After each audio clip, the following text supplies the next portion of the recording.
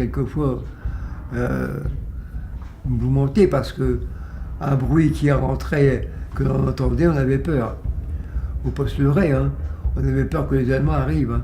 Si à Vichy c'était l'armistice et donc bientôt la paix, à Paris c'était l'occupation, mais à Lille, à Valenciennes, c'était encore la guerre. La guerre c'est pas beau, la résistance c'est pas beau et la suite c'est pas beau non plus. Hein. Disons qu'en étant en Bretagne, il y avait les lois de Vichy, les parents étaient obligés de se déclarer comme juifs. Alors ils se sont déclarés, sans savoir ce qui allait se passer.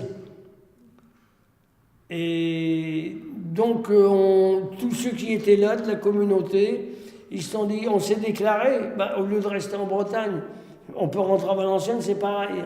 Donc on a fait demi-tour. Donc, qui tient entre ses mains le Nord-Pas-de-Calais, détient également donc un pouvoir militaire, mais également un pouvoir administratif qui s'étend sur l'économie et la société, les habitants de notre région.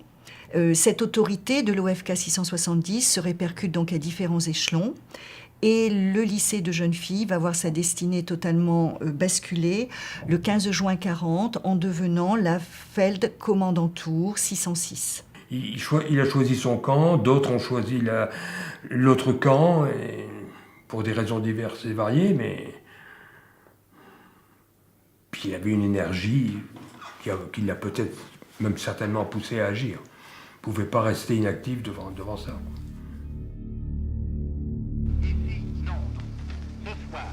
Au cours du programme, les Français parlent aux Français. Nous vous donnerons des nouvelles de la guerre en Russie. Et nous évoquerons la mémoire d'un poète norvégien mort au cours d'un raid.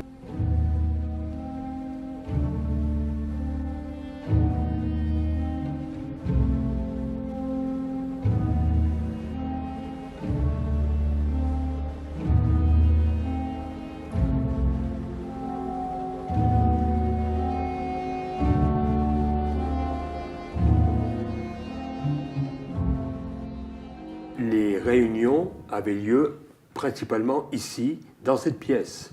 Ils étaient autour de cette table, qui n'était pas plus grande. C'était la même table.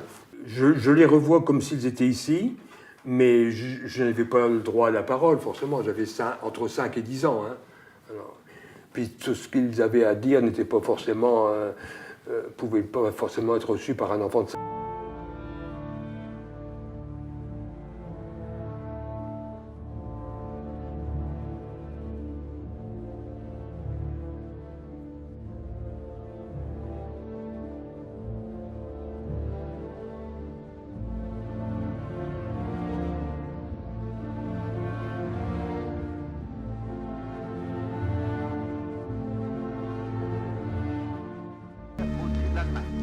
Maintenant, la suite de nos informations.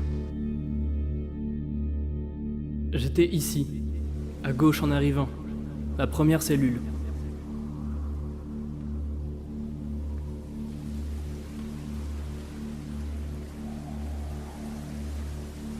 Notre seul horizon était un arbre, et en grimpant sur le chalier, nous pouvions voir des détenus tourner en rond dans la cour.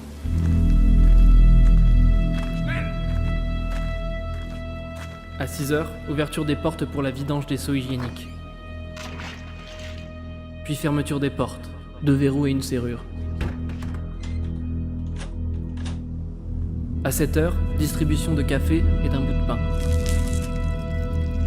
À 10h, c'est la promenade. S'il pleut, le gardien s'amuse à crier et elle est prolongée. 4 soldats en armes sont au centre de la cour. Nous sommes à 2 mètres l'un de l'autre. Interdiction de parler ou de se retourner. À nouveau, nous sommes enfermés. La nuit, le Judas était fréquemment ouvert pour un contrôle. La lumière était allumée nuit et jour. Nous ne sortions que pour vider les seaux hygiéniques ou pour être emmenés, menottes au poignet, encadrés par 2 Allemands armés, aux interrogatoires à la cave.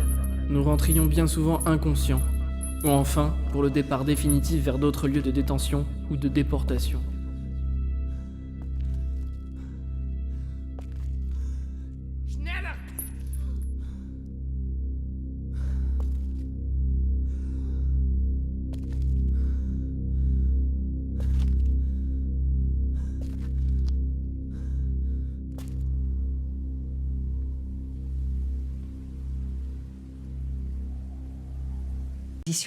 Une bonne moitié donc de ce couloir, de ce bâtiment était réservé aux cellules où étaient emprisonnés jusqu'à 4 à 6 prisonniers dans des conditions assez déplorables.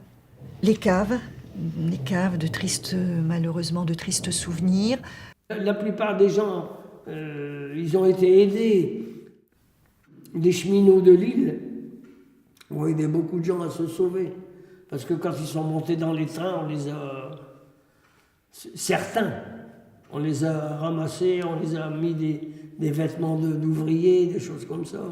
Il y a eu des gens de sauvés, quoi, et des enfants aussi.